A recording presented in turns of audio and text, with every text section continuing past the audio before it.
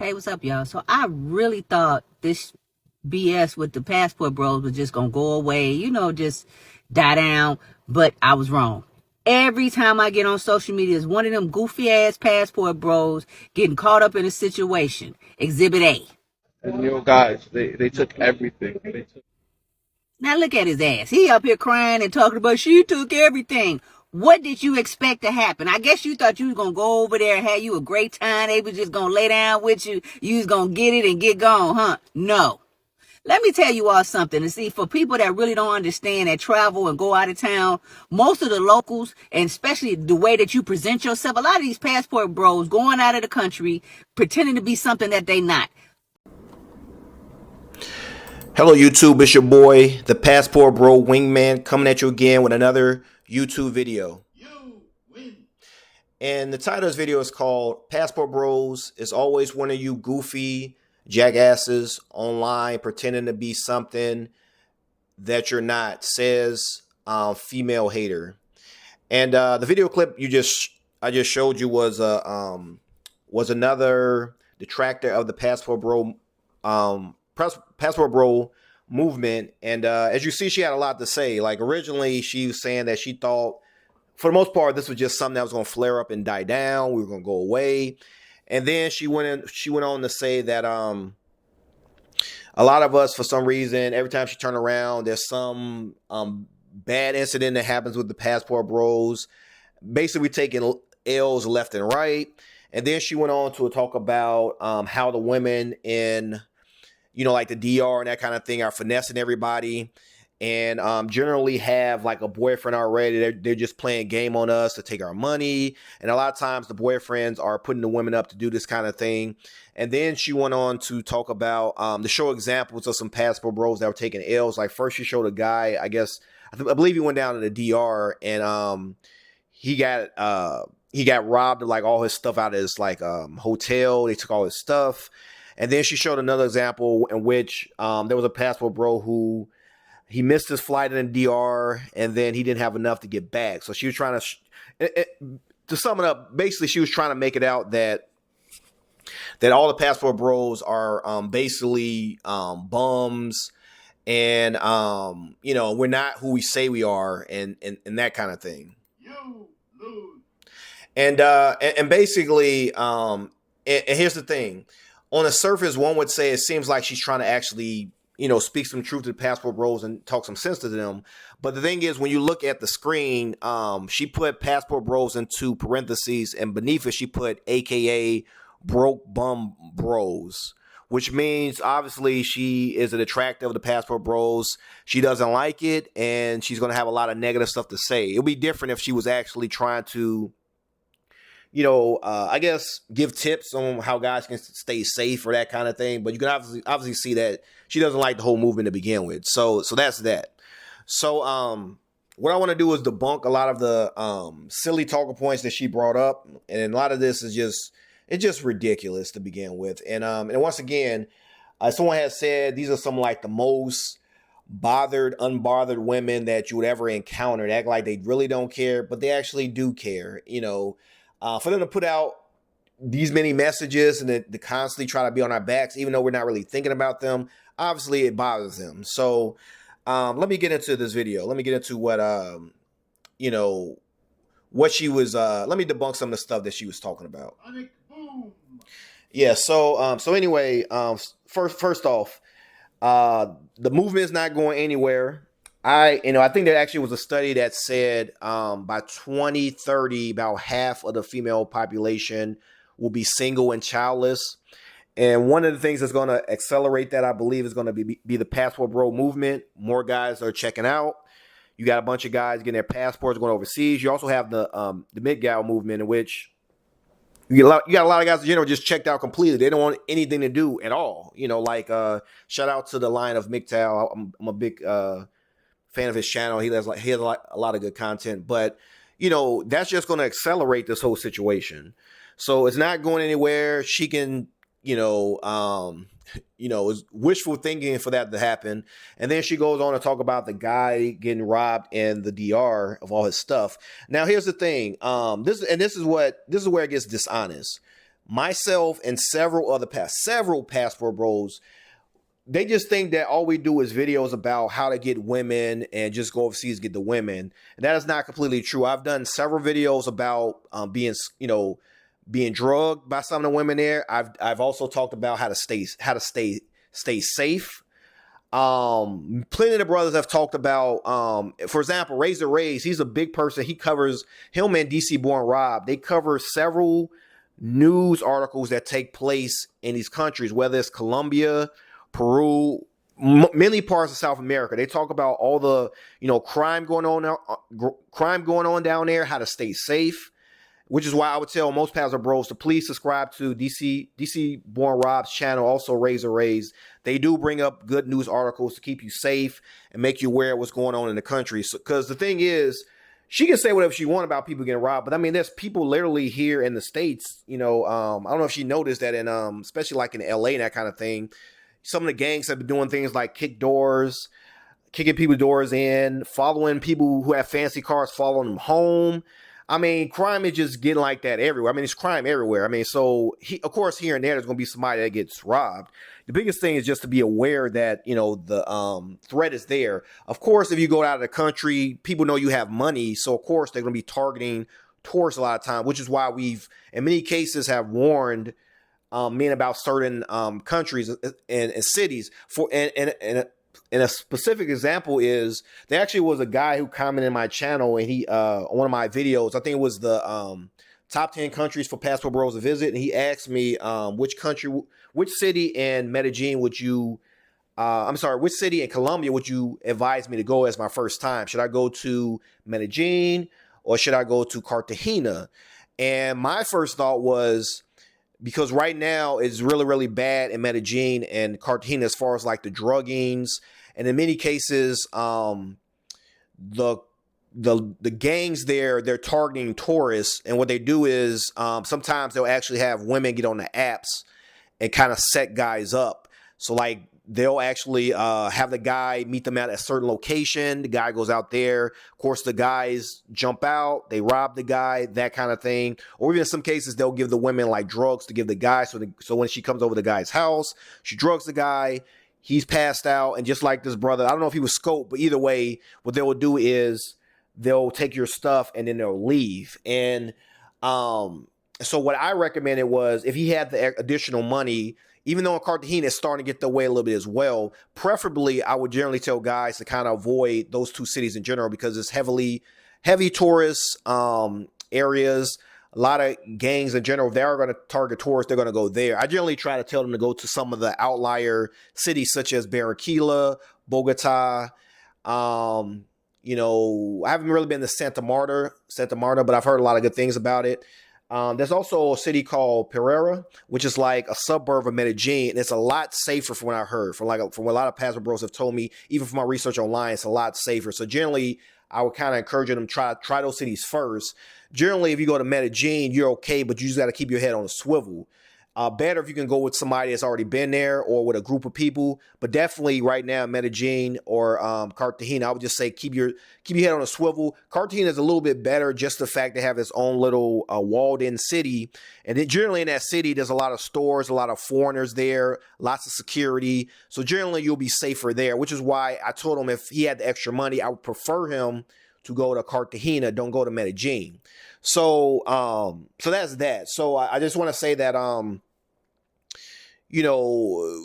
although, she definitely is a hater of passport bros. One thing she did not notice is that a lot of us do stay within the community. We constantly warn brothers and kind of help them get prepared, so that they can stay safe. So, I mean, what she's saying, it is a concern, but I mean, it's kind of like a backhanded type of thing in which she's doing it more so to insult us rather than help us, which would have been better for her to do. So she talked about that. Then she went on to talk about how we're like pretending to be something that we're not.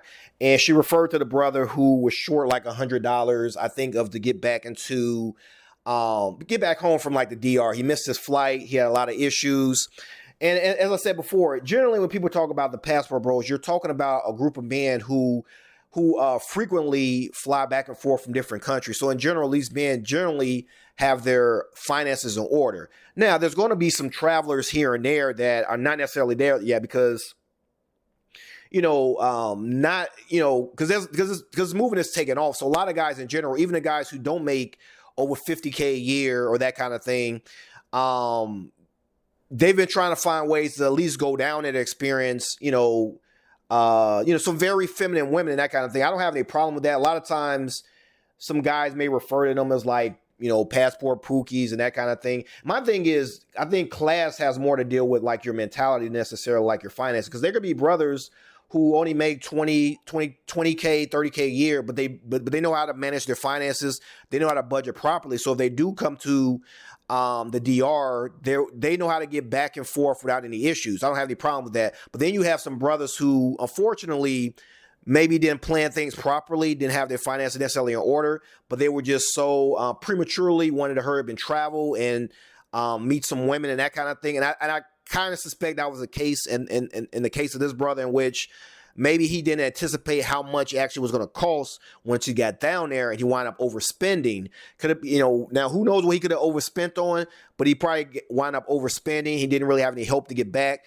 and that's how that happened. So that's why in general, I would just, most brothers would just say, part of being responsible is you just got to kind of like forecast, like ahead of time, worst case scenario, what are you going to do in this case? Generally, I would say bring like a credit card.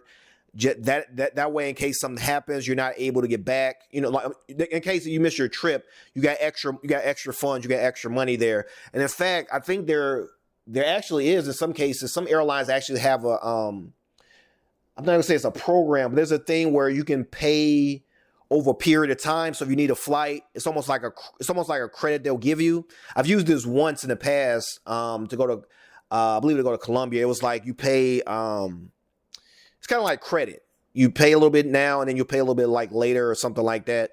So he could have did that. So first of all, I just want to say this is a lot of propaganda. Most passport bros generally have enough money to fly back frequently. So these are not poor men. Like I said, a plane ticket to Thailand, I mean, you're talking almost like $1,000, at least. Sometimes higher depending on what months you travel and that kind of thing. So this is just easily debunked.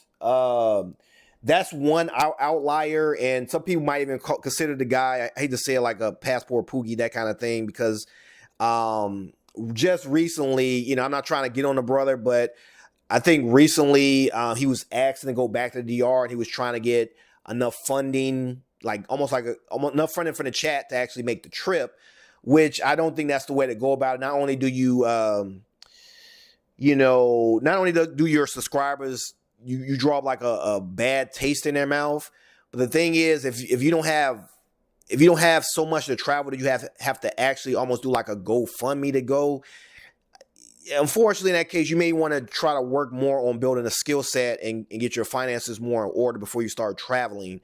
Generally, when I talk about men who make 20K a year, 30K a year, let's think about like like a teacher, or even like, any type of career out there where people are only making maybe like 30, 40K, sometimes a little less, but they have a stable job, they have stable income, even if it's like a customer service person. But as long as they have a stable job with a steady income coming in, they can manage their finances and they can work remote. What's better than that? So that's generally what we're kind of referring to. So, but I'm not referring to, some guy who just works at, he works at Burger King, and then he just takes, maybe he saves a little bit, $10, $20 here for over a year, and then he finally travels, which is nothing wrong with that. You do what you want with your money. It's just that it might be a little risky. We're generally talking about guys who are stable. So basically what we're trying to say is, regardless of your income, if you have stable income, and especially if you can work remotely, you will do heavily better overseas, especially in the DR. Everything is cheaper there. Apartments are cheaper.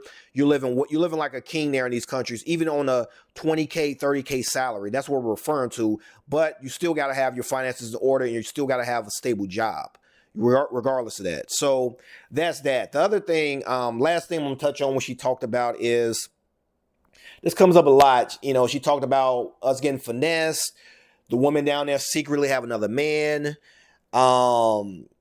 These men are putting them up for that. Now here's the thing.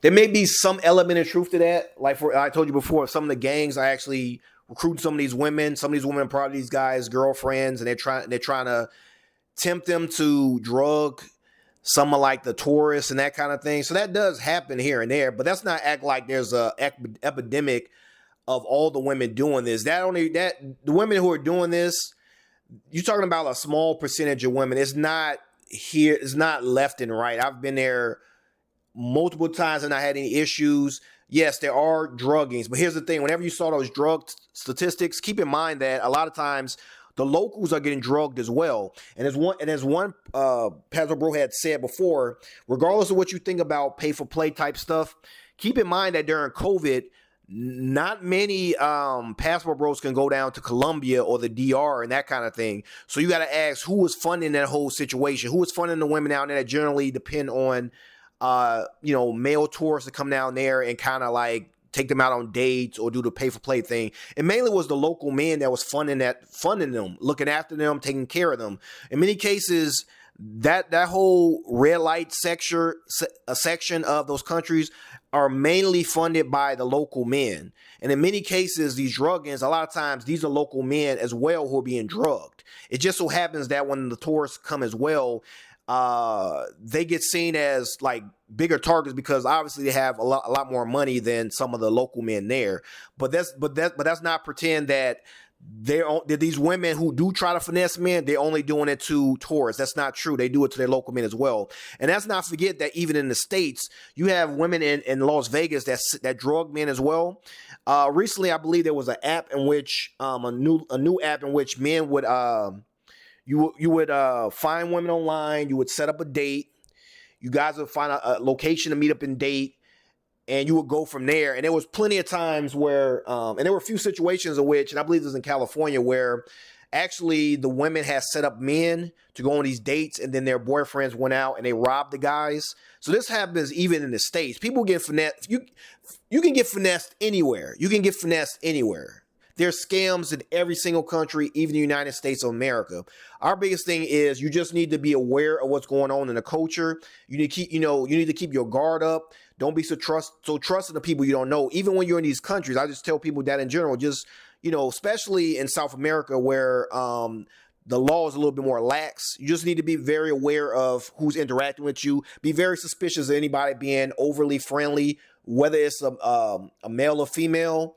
And if you want more tips about how to avoid being drugged, please go to my channel. I have a video directly addressing this. Also, if you want to know how to stay safe as well, I have plenty of videos throughout my catalog discussing how to stay safe in Medellin, Colombia, or whether you're in Brazil, wherever you go. If anything else, you can always write me something in the comments. I generally respond back a lot of times to the comments. People have questions and that kind of thing. So I'm going to end it on that. I already went on a tangent, kind of a little bit longer than I wanted to keep this video. So I'm going to end with that. Tell me what you think in the comments about this whole situation and this woman speaking about the passport bros. Please hit the notification bell. It helps me get the videos out and let you know the new video is out there. I believe I've been somewhat shadow banned, but this way I can at least get you the new videos, get you some new content. And then also, please hit the thumbs up if you really like this video, if you really like what's going on. I definitely appreciate it. And please subscribe to my channel if you have not. And until next time, this is your boy, the Passport Bro Wingman, signing off. You win.